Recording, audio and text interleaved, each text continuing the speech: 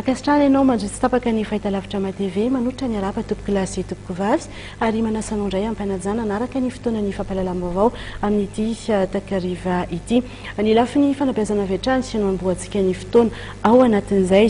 Nivoaka tamin'ny fahanginany ireo mpanabe silamo manoloana ny fanambarana nataon'ny ministeran'ny fanabeazam-pirenena mikasika ny fanakatonana koranika misa 40 ho azy ireo dia tsy mari-pototra ary mirona makany amin'ny fandranitana mihitsy aza izay fanapahan-kevitry ny ministry ny fanabeazam-pirenena izay fanakajina avetraty. Mendrika fandrangitana ny fanapahan-kevitra ny ministry ny fanabeazam-pirenena Andriamatopoly Rabary hoy ny fianakaviam-ben'ireo silamo. Nivoaka tamin'ny fahangina tokoa izy ireo manoloana ny fisintomana ny fahazondalana ho an'ireo sekoly koranika misa 40 ary nikarakara valandresaka ao ampanao gazety izy andrefa Nambodijanahary.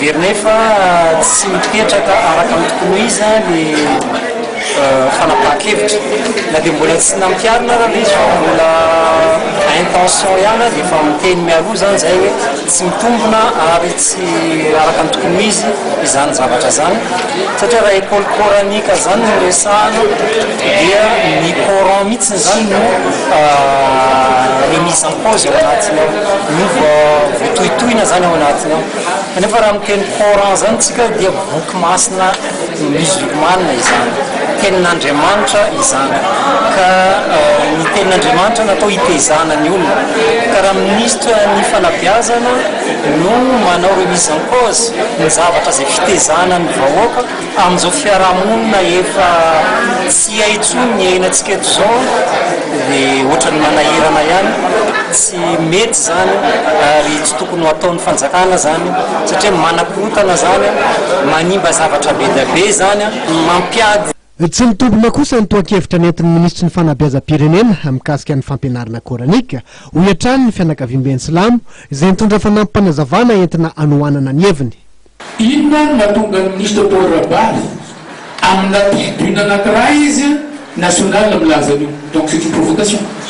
Fondamentalement taratasy fotsiny ilay établissement dia fermé fa nampanasoa ny responsable zany tsy mety remise à l'ordre.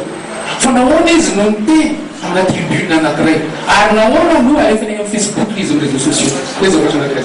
Faharoa tsy misy zany hoe école primaire zany ka 5 heures de Coran atano ao. Impossible zany. Na ataonao ohatra ny sosisy ohatran'ny azy ataonao sosisy zany hoe ampidirina keriny eo le zany tsy hita zany. Na ilay zaza tsy hailininina na ilay mpampianatra tsy mailininina. Miteky ny karakarana fikonan-doham-pirenena izay atao eo ambany fiahin'ny fikambanany Islamo eto Madagasikara na ny FSM ireo naneho hevitra mba hahafahana mifanakalo sy miady hevitra momba amin'ny finoana ary ahafahana ihany koa manavaka ny vary sy ny tsiparifary.